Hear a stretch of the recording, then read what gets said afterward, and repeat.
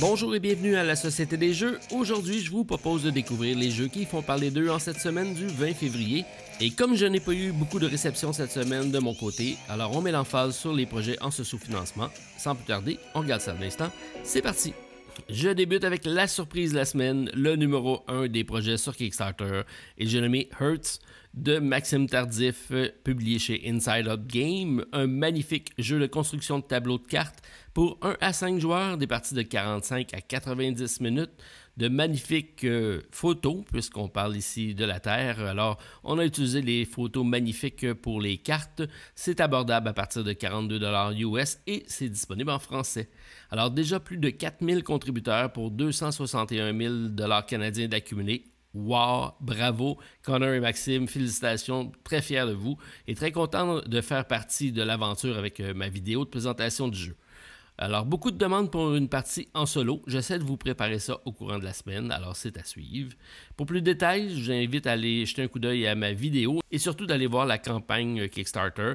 Et si vous contribuez, n'hésitez pas à laisser un commentaire dans la campagne Kickstarter en disant que vous venez de la Société des Jeux. Alors, magnifique projet disponible jusqu'au 8 mars prochain sur Kickstarter avec le jeu Hurt.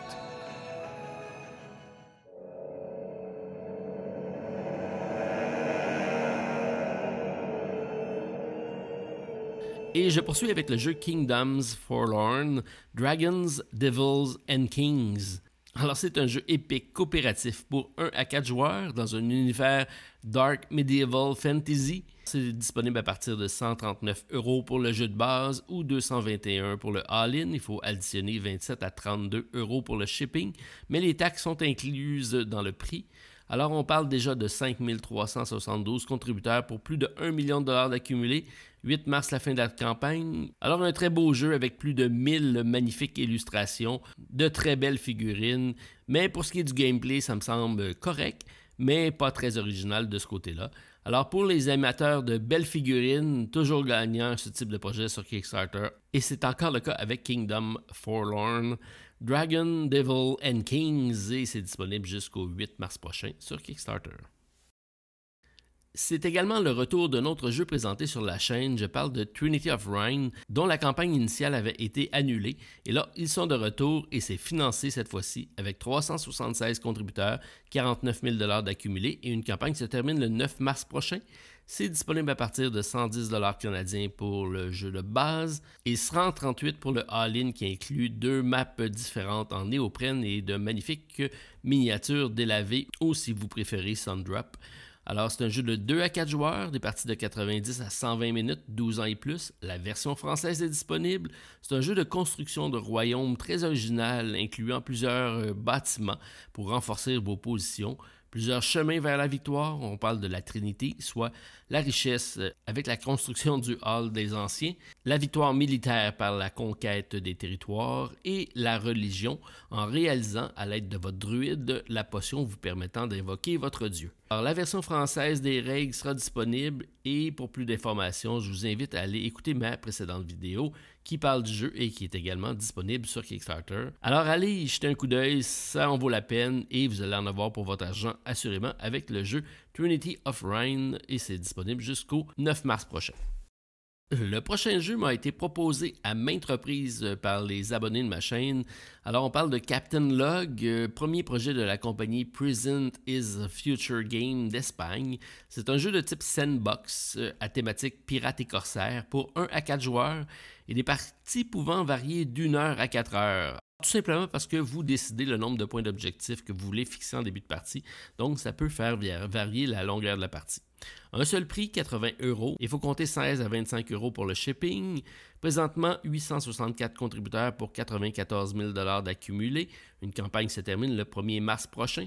La version française est disponible. J'aime l'idée et la personnalisation des navires, les deux modes de jeu, soit le mode normal ou expert dans lequel vous incarnez un pirate de renom.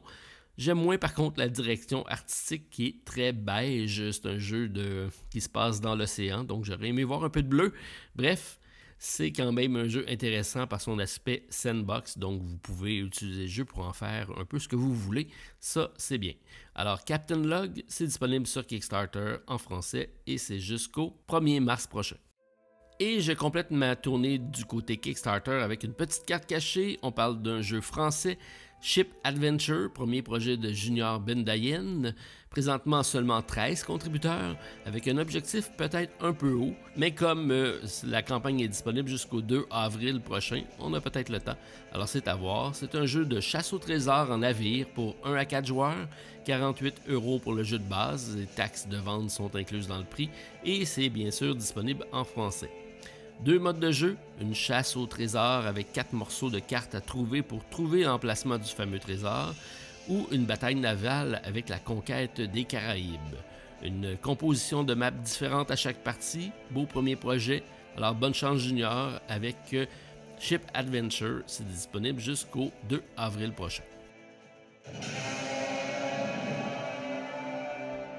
Du côté de GameFound, Tindawa Deluxe Edition, un jeu de survie dans un monde changeant et imprévisible.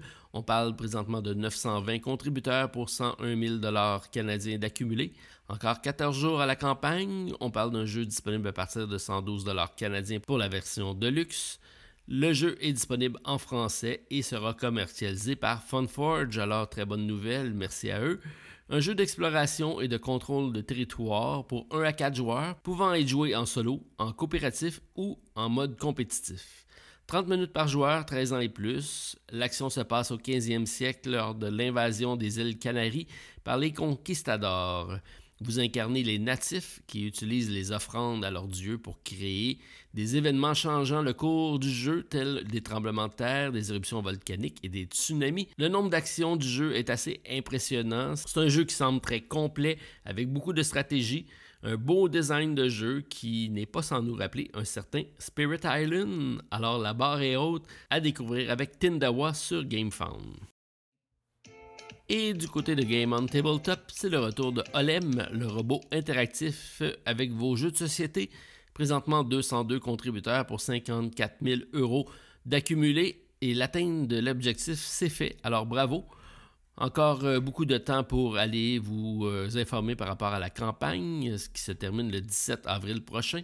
Je vais peut-être avoir le temps de vous le présenter puisque j'ai eu la chance de recevoir le démo de ce fameux robot. Alors, beau projet innovant de la compagnie Ludotech.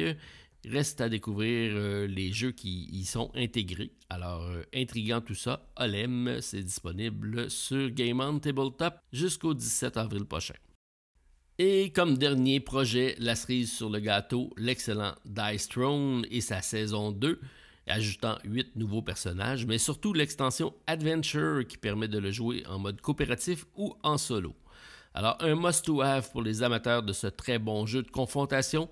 Je vous invite d'ailleurs à aller écouter ma vidéo du duel en compagnie de Stéphane. Vous allez peut-être comprendre pourquoi c'est si bon. Quoi qu'il en soit, nous, on a eu énormément de plaisir. Alors, présentement, 821 contributeurs, mais ça, c'est sans compter les nombreux contributeurs québécois qui peuvent y participer en allant sur le site de randolph.ca. Alors, la campagne se termine le 1er mars prochain. C'est à partir de 80 € pour le mode aventure, 90 pour la saison 2. Plusieurs add-ons disponibles lors de la campagne. Une très bonne nouvelle, merci à Lucky Dog Game pour la localisation en français de cet excellent jeu de chez Roxley Game, une production vraiment irréprochable. C'est ce qui complète ma vidéo de cette semaine, mon tour d'horizon des nouveaux projets sur les plateformes de sociofinancement. Je vous souhaite un bon week-end à tous et on se revoit mardi prochain pour ma présentation de AO, Rulers of Yucatan, nouveau projet qui arrive sur Kickstarter. Alors, bonne fin de semaine à tous, on se revoit bientôt. Bye.